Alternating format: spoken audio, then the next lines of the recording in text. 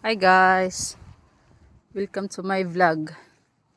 Kumusta na kayo dyan guys? Tingnan nyo guys ang bukid. Grabe. Oh, ang daming guys, yung damo. Yung dew drops. Ayun guys oh. Basang basa talaga. Kasi guys, katatapos lang ng ulan. Tapos ayun na. Kahapon, umulan halos maghapon guys. Oh, ang itsura guys. Tsaka winter time na dito sa Australia. Kaya madamo na talaga ang bukid guys. Very greeny na. Yan guys oh.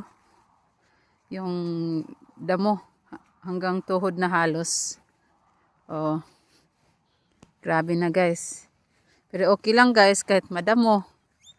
Wala namang ahas dito guys. Hindi ka matatakot maglakad-lakad. Dahil ang mga ahas dito guys sa Australia pag winter time tulog. Igising yan sila guys springtime. Ganon. Mga second month or first month of springtime. Tapos hanggang na yan guys, hanggang autumn. Sila, buhay na buhay sila. Pero pag winter time guys, ayun.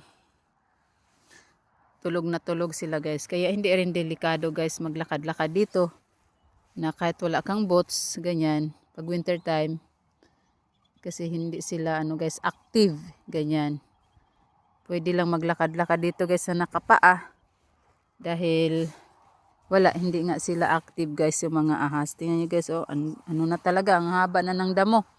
Oh, ito yung tanim ng asawa ko guys, oh. Yung sugar gum tree. Yan guys, malaki na. Ito pa guys, oh. Laki, very healthy. Oh. Ayun. Ayun guys, oh, grabe talaga.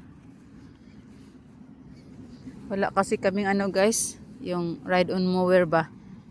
May grass cutter naman kami guys. Tapos yung asawa ko hindi naman siya pwedeng magpagod ng todo. Dahil nga sa kanyang health issue guys. Ganyan. Kaya tingnan nyo guys, grabe. Madamo na talaga yung property niya.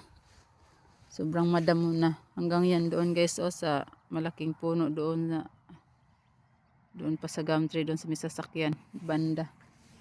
Kaya hindi man din kaya guys pag grass cutter lang ba. Kasi guys, oh, papunta man yan doon, oy. Doon pa. Malayo.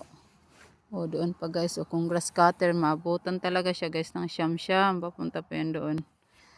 Kaya, ayun.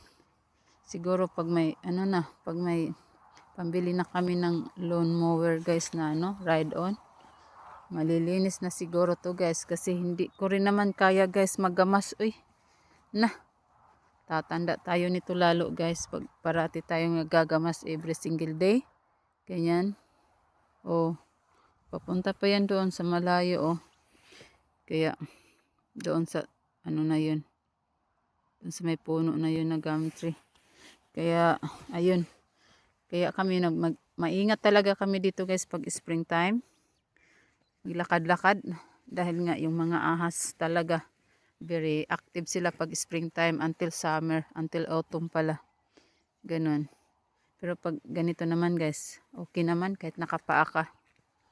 Yun guys ang bundok. Oh. Ganyan. Yung maganda dito guys, nakakapag-relax talaga ng maigi ba. Yung mind mo super peaceful. Oh. Kapitbahay namin, hindi namin kilala. Yan, bakanting lote din yan. May may-ari din yan dyan guys. Yan dyan guys, may may-ari din yan dyan. Ano lang yan dyan, yung silungan. Resting area siguro pag mapunta sila dyan. Ganyan. Yun lang guys. Amping mo kanunay. And please subscribe my channel. Bye-bye.